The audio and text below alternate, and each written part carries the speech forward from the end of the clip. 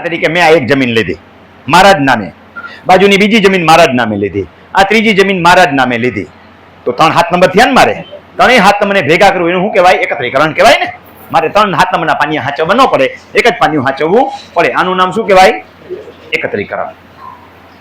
હવે એકત્રીકરણ મારે સમજ્યા વગરનું કરાય નહીં. પાનિયા ભલે જુદા રહ્યા, મારે એક વેચવું હોય વેચીએ ગો, એકનું એને કરવું કરીએ ગો, એકના ભાગલા પાડવા હોય પાડીએ ગો, એક મારા નામે રાખવું રાખીએ ગયા, એ બધું કરીએ ગયા ને જુદા હોય તો.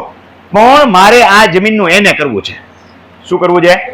એને કરવું છે આખાનું. તો તમને ખબર છે ને ફાઇલ દીઠ કેટલી જગ્યાએ પૈસા હાલે? 40 ગુઠા હોય તો એટલા દેવા પડે ને 400 ગુઠા હોય તો બોટમ સાઇઝ થી હરખા દેવાના, બોટમ થી ઉપર દેવ તો વધારે દેવાના. એટલે બધી ફાઇલો મારે હલાવી એને કરતા એક જ ફાઇલ કરી નાખું તો એકત્રીકરણ થઈ જાય, તો મને સગવડતા થાય. બીજો ફાયદો મને શું થાય? રોડ રસ્તા મૂકવાનો, મારું પ્લોટિંગ હરખું બે. ત્રીજો ફાયદો મને એ થાય, રોડ રસ્તામાં થાય ને, આમ એક રસ્તો મૂકી દો મારે, એટલે મારો આખો રસ્તો આવી જાય ને એનો, બરોબર. કનેક્ટિંગ રોડ 40 નો લેવો હોય તો મારે મોટું પ્લોટિંગ કાઢવું હોય ને હાઈરાઇઝ બનાવવું હોય તો એમાં થઈ જાય ને, ઓલામાં ન થાય, કારણ કે રસ્તા મારું હાઈરાઇઝમાં વધે જ નહીં. આના માટે ચોથો ફાયદો, આ કાંઈ નથી કરવું મારે, પણ મારે જમીનને કિંમતી કરવી છે. આ રસ્તો નીકળો, આ 150 ફૂટનો છે. અત્યારે તમારી નજર સામે દેખાય છે, જાજો નથી. આ ભવિષ્યમાં 150 ફૂટનો થાય. જેવો ઓલો રિંગ રોડ મોટો થાય ને એવો હું આ મોટો કરાવીશ. હું જ લઈ આવ્યો છું આ રસ્તાને, કોઈની તાકાત નથી કાંઈ સુધી રસ્તો આવે. આની વસ્તુ પાછી ફીફા ખેંચાય છે, વાત જવા દો. એટલા ઓલો રિંગ રોડ છે એ માપી લેજો, આ એવડો જ છે, 1 ઇંચ નાનો નથી થવા દીધો. ઓલો 150 ફૂટ મંજૂર થયેલો છે, આ 150 ફૂટ મંજૂર થયેલો છે. હજી અહીંથી આગળ થાય રામબનોથી. હવે આ જમીનની મારી કિંમતી થઈ ગઈ ને, 2 કટકા થયા. આ જમીન મારી કિંમતી થઈ ના. આ રોડ ટચ નો કહેવાય હાથ નંબર મારું. હું એકત્રીકરણ કરી નાખું એટલે શું થાય? આખું રોડ ટચ થઈ ગયું. બીજો ફાયદો બતાવું, આનું હું એને કરું તો મારે માર્જિન અહીં છોડવું પડે ને. હું આખું એકત્રીકરણ કરું, માર્જિન ઠાઠે દઈ દઉં કે ન દઈ દઉં? બરોબર.